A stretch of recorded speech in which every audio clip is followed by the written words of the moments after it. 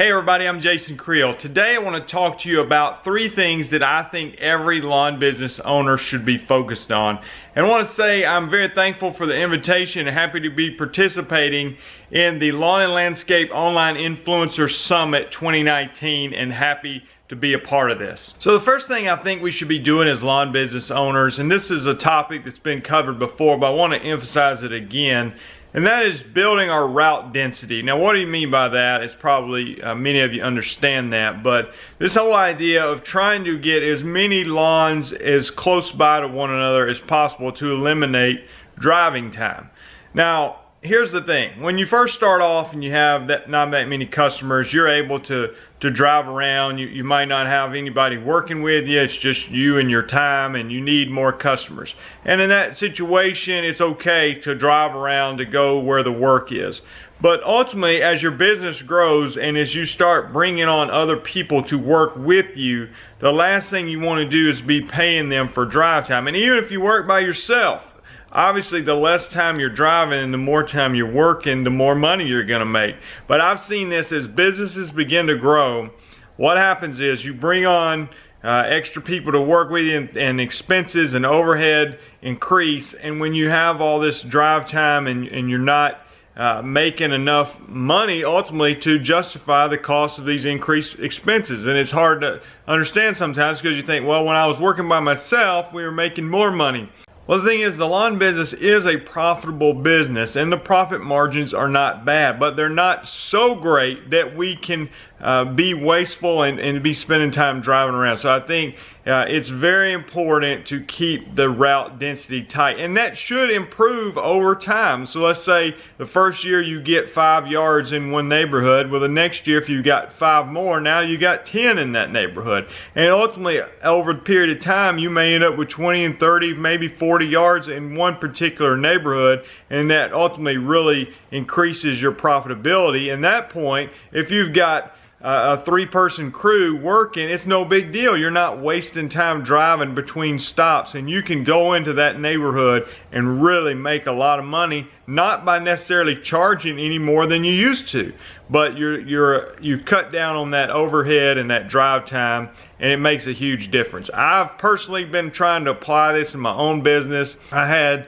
an area that I was sort of focused on trying to grow a little bit, but it was too far away. The houses were too spaced out. I was not being very efficient in those areas. So I've started kind of focusing more on the areas where I was already established, continue to increase my route density in those areas, and ultimately it's paying off and making me a more profitable business. The second thing I want to mention that lawn business owners should be doing, in my opinion, is managing your reputation. Now there's a whole industry out there now that will manage your online reputation, help you get good reviews, help you learn how to deal with negative reviews. And that's important. I really emphasize the importance of having an online presence and trying to make that as positive as possible. But that's not the only reputation that we need to manage, because I was telling somebody the other day, they were talking to me and they said, you know, what have you done in your business to help be more successful? And I said, well, you know, it's great to get a positive review on the internet, and those things are helpful. But I said that you can only have so much control over that. And then there's a whole nother side of things that you really don't have control over at all. Because let's say, for instance, there's a particular neighborhood and they have a private Facebook group where they communicate with each other in the neighborhood. Well, what happens if there's 500 houses in that neighborhood and somebody in the neighborhood says, you know, which lawn care company do you recommend? They're asking their neighbors. Okay, well at that point it's based on your real reputation and not something that's online, because sometimes people can manipulate an online reputation, both for the positive or the negative. But your actual reputation in some private Facebook group, or just when neighbors get together and talk to each other, or family members or friends, and they just asking a genuine opinion of which lawn care company do you recommend. This isn't on the internet.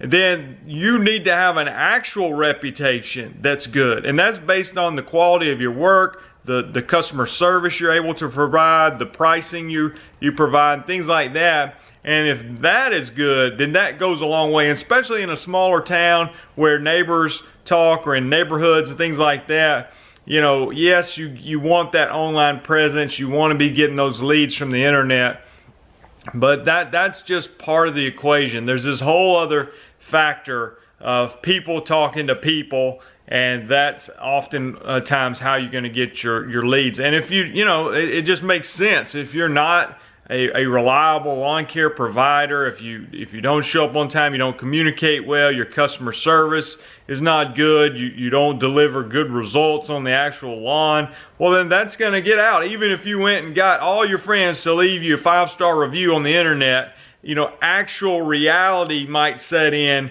when what's online does not line up with what people are experiencing on their own lawn. And so that is a very important factor, is both the online reputation management, but then your actual reputation within the community. And the last thing I want to mention that we as lawn business owners should be working on, in my opinion, is planning. Always planning and adapting.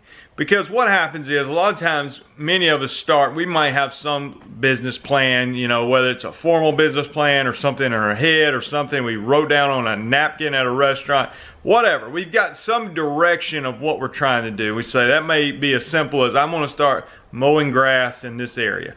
Well, what happens is that ends up working or not working, or growing or not growing. There's other opportunities. Somebody says, hey, you're mowing my grass, would you also kill the weeds in my yard, or trim my hedges, or lay some sod in my yard, or do some other landscaping job? And you think, well, that wasn't in my business plan. You know, what, should I do this? Should I not do this? So new opportunities arise, and if we're not constantly evaluating our business, and at least on an annual basis, a good time to do this is in the winter, when you sit down and you start looking at your taxes and where did I make money, where did I not make money, is there some opportunities I'm not taking advantage of? And you say, oh, I did that one sod job and that worked out great. Maybe I should try to focus more on that. Or I did that one sod job, it was terrible, I think I almost lost money. I don't want to do that anymore. But if you don't stop and sort of evaluate what's working, what's being profitable, and what changes do I need to make in my business, and that may mean not focusing on, like I was talking about with route density, maybe not going to a certain area anymore, it's not profitable enough, or putting extra focus on a certain area if it is profitable. It could be adding a whole nother line of services to your business that's going to help you increase. I think a big thing that we need to be thinking out is, how am I going to make money in the winter? A lot of times in the middle of the summer, all lawn people are relatively happy and busy, it seems like. But then as winter gets along, many of them don't have an income stream, or a very significant one, or take a huge pay cut, and that becomes a problem. So you gotta think, you know what, I need to evaluate, what can I do different, how can I adapt, how can I adjust? And that just takes some time, some thought. And that's what I love about being in the lawn business. One of the things, what I like is, you don't do the same thing all the time. As a business owner, you probably need to wear many hats, especially if you're a small business. So you might be out there working in the lawn, you want to be good at that. You might have to do some maintenance on your equipment, have to be good at that. You also have to learn a little bit about marketing, probably something about accounting, probably something about learning how to deal with customers, managing employees, being good with your finances. There's a lot of different areas, and you're probably not going to be great at all of them.